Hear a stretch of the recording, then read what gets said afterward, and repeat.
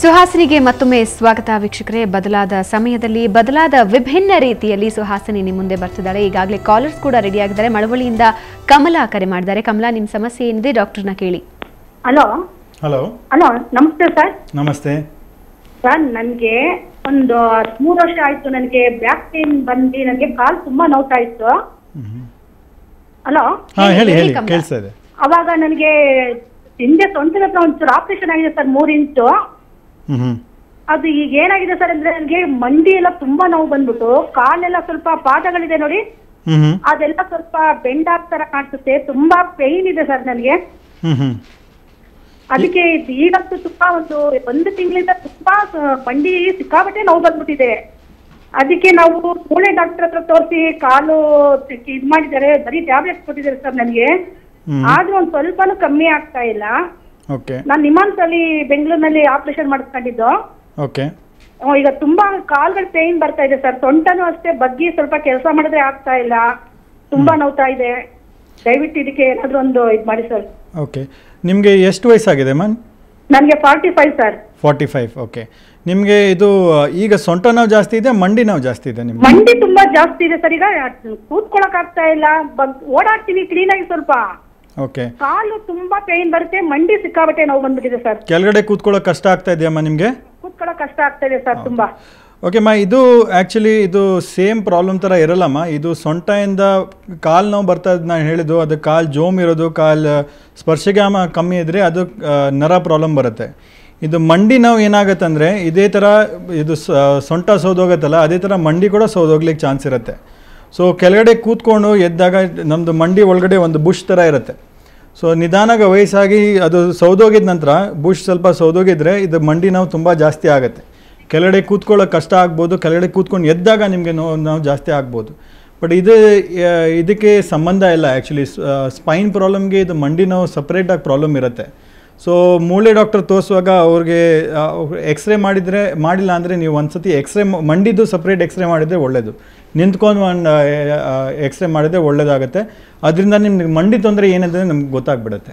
Okay, ಈಗ ಮನೋಜ್ ಶಿರ್ಸಿಯಿಂದ ಕರೆ ಮಾಡಿದ್ದಾರೆ. ಮನೋಜ್, ನಿಮ್ಮ ಸಮಸ್ಯೆ ಏನಿದೆ ಡಾಕ್ಟರ್ನ ಕೇಳಿ. Hello sir. Hello sir. Sir, ಈಗ ಒಂದು 2 ಮಂತ್ಸ್ ಆಗ್ತಾ ಬಂತು. ಅದು ಕುತ್ತಿಗೆಯಲ್ಲಿ ಸ್ವಲ್ಪ ಹಿಂಗೆ ಕಿವಿ ಹತ್ರ ಸೈಡಿಂದ ಫುಲ್ ಶೋಲ್ಡರ್ ತನಕ ನೋವು ಬರುತ್ತೆ ಬಲಗಡೆ ಭಾಗದಲ್ಲಿ. ಆಮೇಲೆ ಸ್ವಲ್ಪ ಹೊತ್ತು ಬಿಟ್ಟು ಅದು ಮತ್ತೆ ಎಡಗಡೆ ಶುರು ಆಗುತ್ತೆ ಅದೇ ನೋವು. ಹೀಗೆ ಚೇಂಜ್ ಆಗ್ತಾ ಬರುತ್ತೆ ಡೈಲಿ ಬರ್ತದೆ. ಯಾವಾಗಿಂದ ತೊಂದರೆ ಬಂದಿದೆ ನಿಮ್ಗೆ?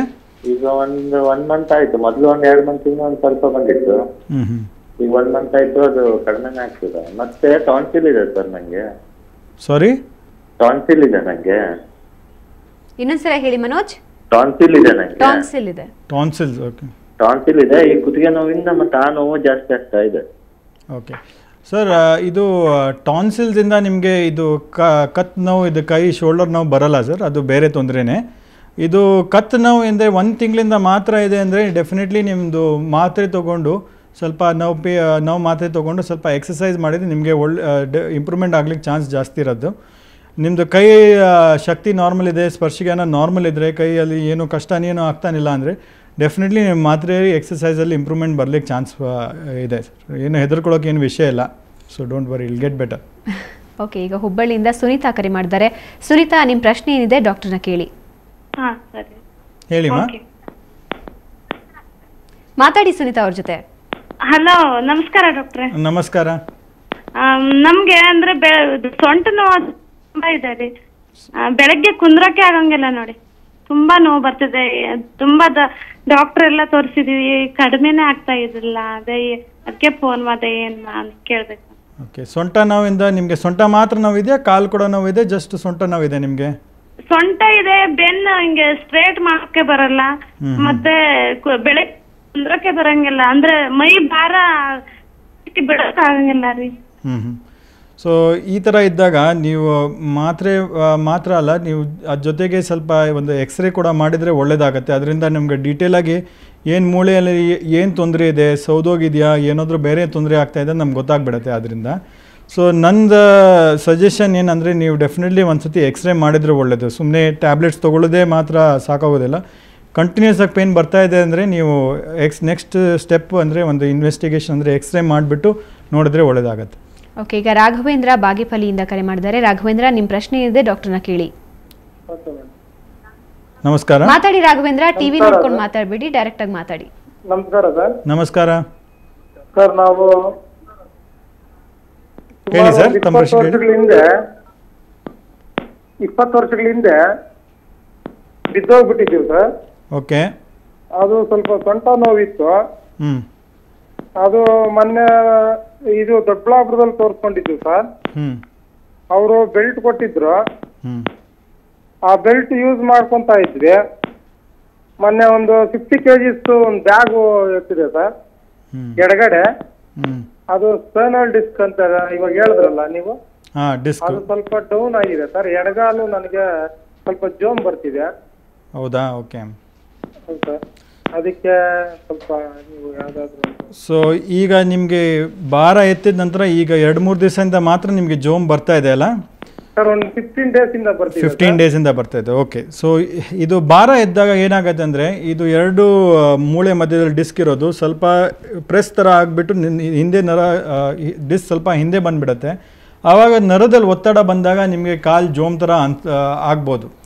ಈಗ ನಿಮ್ಮದು ಕಾಲು ಶಕ್ತಿ ಕರೆಕ್ಟಾಗಿದೆ, ಸ್ಪರ್ಶಜ್ಞಾನದಲ್ಲಿ ಜಾಸ್ತಿ ಏನೂ ವ್ಯತ್ಯಾಸ ಇಲ್ಲ ಅಂದರೆ ಒಂದು ಚೆನ್ನಾಗಿ 1 ವಾರ ಕಂಪ್ಲೀಟಾಗಿ ರೆಸ್ಟ್ ಮಾಡಿ, ಏನೋ ಭಾರ ಎತ್ತಕ್ಕೆ ಹೋಗಿಬಿಡಿ ತಿರ್ಗಾ. ಯಾಕಂದರೆ ಭಾರ ಎತ್ತಿದ್ರೆ ತೊಂದರೆ ಇರೋದು ಇನ್ನೂ ಜಾಸ್ತಿ ಆಗಿಬಿಡುತ್ತೆ. ನಿಮಗೆ ರೆಸ್ಟ್ ಮಾಡಿ ಮತ್ತು ಟ್ಯಾಬ್ಲೆಟ್ಸಲ್ಲಿ ಡೆಫಿನೆಟ್ಲಿ ಇಂಪ್ರೂವ್ಮೆಂಟ್ ಆಗ್ಲಿಕ್ಕೆ ಚಾನ್ಸ್ ಇರುತ್ತೆ.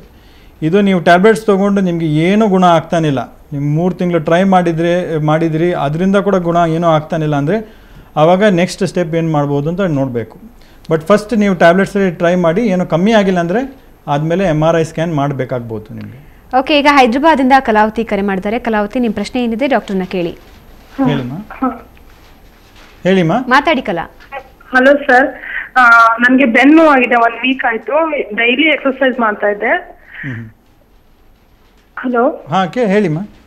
ಅದೇ ಡೈಲಿ ಎಕ್ಸರ್ಸೈಸ್ ಮಾಡ್ತಾ ಇದ್ದೆ ಸರ್. ಇದ್ದಕ್ಕಿದ್ದಂಗೆ ಬೆನ್ನು ಬಂದ್ಬಿಟ್ಟಿದೆ. 1 ವೀಕ್ ಆಯ್ತು. ಇವಾಗ ಇದು ಆಯಿಂಟ್ಮೆಂಟ್ ಕೊಟ್ಟಿದ್ದೆ ಸರ್, ಹಚ್ಕೊಂಡಿದ್ದೀನಿ. ಕಡಿಮೆ ಆಗಿದೆ ಸ್ವಲ್ಪ, ಅಂದ್ರೂ ಸ್ವಲ್ಪ ನೋವು ಇದೆ. ಬ್ಯಾಕ್ ಒಂದ್ ಸ್ವಲ್ಪ ಹಿಂಗ್ ಬಗ್ಗೋದಿಕ್ ಆಗ್ತಾ ಇಲ್ಲ. ಜಾಸ್ತಿ ಹಿಂಗೆಲ್ಲ ಬಟ್ಟೆ ಎಲ್ಲ ತೊಳೆದ್ರೆ ಬೆನ್ನು ಬರ್ತಾ ಇರುತ್ತೆ. ಹೌದು. ಈಗ ಬೆನ್ನು ಇದ್ದಾಗ ನೀವು ತಿರ್ಗಾ ನೀವು ಬಗ್ಗಿ ಬಟ್ಟೆ ಕ್ಲೀನ್ ಮಾಡ್ತಾ ಇದ್ರೆ ತಿರ್ಗಾ ನಿಮಗೆ ಇದು ಗಾಯಗೆ ಕೆರೆತ ಥರ ಆಗುತ್ತೆ ನೀವು. ಸೊ ಡೆಫಿನೆಟ್ಲಿ ನೋವು ಇದ್ದಾಗ ನೀವು ಸ್ವಲ್ಪ ರೆಸ್ಟ್ ಮಾಡಿದರೆ ಒಳ್ಳೇದಮ್ಮ. ಆಲ್ರೆಡಿ ನಿಮಗೆ ಆಯಿಂಟ್ಮೆಂಟ್ ತೊಗೊಂಡು ಮಾತ್ರೆ ತೊಗೊಂಡು ಕಮ್ಮಿ ಆಗ್ತಾ ಇದೆ, ಸೊ ಅದು ಒಳ್ಳೆಯದು. ಅದು ಇನ್ನೊಂದು ವಾರ ನೀವು ಚೆನ್ನಾಗಿ ರೆಸ್ಟ್ ಮಾಡಿದರೆ ನೋವು ನಿಮ್ಗೆ ಕಮ್ಮಿ ಆಗ್ತಾ ಹೋಗುತ್ತೆ. So don't worry about. Okay, ಈಗ ರಮೇಶ್ ಬೆಂಗಳೂರಿಂದ ಕರೆ ಮಾಡಿದ್ದಾರೆ. ರಮೇಶ್, ನಿಮ್ಮ ಪ್ರಶ್ನೆ ಇದೆ, ಡಾಕ್ಟರ್ನ ಕೇಳಿ. ರಮೇಶ್, ನನ್ನ ಧ್ವನಿ ಕೇಳ್ತಿದ್ಯಾ? ಹೇಳಿ ಸರ್. ಹಲೋ. ಹಾಂ, ಹೇಳಿ. ನಮಸ್ಕಾರ ಸರ್. ನಮಸ್ಕಾರ. ನಮ್ಮ ರಿಲೇಟಿವ್ ಒಬ್ರು ಮರದಿಂದ ಬಿದ್ದು ಸ್ಪೈನಲ್ ಕಾರ್ಡ್ ಫುಲ್ ಡ್ಯಾಮೇಜ್ ಆಗಿಬಿಟ್ಟಿದೆ. ಹಲೋ. ಹಾಂ, ಹೇಳಿ, ಕೇಳಿಸ್ತಾ ಇದೆ. ಹಲೋ, ಕೇಳಿಸ್ತಾ ಇದೆಯಾ ಸರ್? ಹಾಂ, ಕೇಳಿಸ್ತಾ ಇದೆ. ಪ್ರಶ್ನೆ ಕೇಳಿ sir. Spinal cord full damage ಆಗಿಬಿಟ್ಟಿದೆ, ಎಲ್ಲ ಡಿಸ್ಟರ್ಬ್ ಆಗಿದೆ, ಆಮೇಲೆ ಡ್ಯಾಮೇಜ್ ಆಗಿದೆ. ಅದಕ್ಕೆ ಈಗ ಆಪರೇಷನ್ ಏನಾದ್ರು ಮಾಡ್ಬೋದಾ? ಅವ್ರಿಗೆ ಏನಾದರೂ ಆಪರೇಷನ್ ಆಗಿದೆಯಾ ಆಲ್ರೆಡಿ? ಇಲ್ಲ, ಆಪರೇಷನ್ ಆಗಿಲ್ಲ. ಈಗ ಒಂದು 10 ಡೇಸ್ ಆಯ್ತು ಬಿದ್ದು. ಓಕೆ. ಮೂಳೆ ಮುರಿದೋಗಿದೆ? ಮಣಿಪಾಲ್ ಹಾಸ್ಪಿಟಲ್ ಅಡ್ಮಿಟ್ ಮಾಡಿದೀವಿ. ಓಕೆ. ಅದಕ್ಕೆ ಆಪರೇಷನ್ ಮಾಡ್ಬೋದಾ ಹೇಗೆ ಅಂತ ಹೇಳಿ. ಸರ್, ಬಿದ್ದಿದ ನಂತರ ನರ ಡ್ಯಾಮೇಜ್ ಆಗಿದ್ರೆ ಅಂದರೆ ಡೆಫಿನೆಟ್ಲಿ ಏನೋ ಫ್ರ್ಯಾಕ್ಚರ್ ಇದ್ದೇ ಇರುತ್ತೆ. ಸೊ ಅದಕ್ಕೆ ಆಪರೇಷನ್ ಮಾಡಿದರೆ ಒಳ್ಳೆಯದು. ಓಕೆ, ಧನ್ಯವಾದ ಡಾಕ್ಟರ್. ಸಾಕಷ್ಟು ಮಾಹಿತಿಯನ್ನು ತಿಳಿಸ್ಕೊಟ್ರಿ. ಯಾಕೆಂದರೆ ಸ್ಪೈನಲ್ ಕಾರ್ಡ್ ಅಥವಾ ಸ್ಪೈನ್ ಬಗ್ಗೆ ಸಾಕಷ್ಟು ಅಪನಂಬಿಕೆಗಳು, ಆಮೇಲೆ ಸಾಕಷ್ಟು ಕಲ್ಪನೆಗಳಿರುತ್ತವೆ ಅವ್ರದ್ದೇ. ಅಂದರೆ ಒಂದ್ಸಲ ಸ್ಪೈನ್ ಗೇಟ್ ಆಯಿತು ಅಂದರೆ ಮತ್ತೆ ಅವರು ಓಡಾಡೋದಕ್ಕಾಗೋದಿಲ್ಲ, ಜಾಸ್ತಿ ಹೊತ್ತು ಕೂತ್ಕೊಳ್ಳೋದಕ್ಕಾಗೋದಿಲ್ಲ, ಹೀಗೆ ಹಲವಾರು ಗೊಂದಲಗಳಿರುತ್ತೆ. ಆ ಎಲ್ಲ ಗೊಂದಲಗಳಿಗೂ ಉತ್ತರಿಸಿದ್ರಿ, ಧನ್ಯವಾದ. Thank you. ಸೊ ವೀಕ್ಷಕರೇ, ಇದು ಇವತ್ತಿನ ಸುಹಾಸಿನಿ. ಇನ್ನು ಮೇಲೆ ಸುಹಾಸಿನಿ ಬದಲಾದ ಸಮಯದಲ್ಲಿ ವಿಭಿನ್ನ ರೂಪದಲ್ಲಿ ನಿಮ್ಮ ಮುಂದೆ ಬರ್ತಾಳೆ. 2:30ಕ್ಕಲ್ಲ 1:30ಕ್ಕೆ ಸುಹಾಸಿನಿ ಇನ್ನು ಮುಂದೆ ಪ್ರಸಾರ ಆಗುತ್ತೆ. ಇದು ಇವತ್ತಿನ ಸುಹಾಸಿನಿ. ಕ್ಷಣ ಕ್ಷಣದ ಸುದ್ದಿಗಾಗಿ ನೋಡ್ತಾ ಇರಿ ಸುವರ್ಣ ಸುದ್ದಿವಾಹಿನಿ.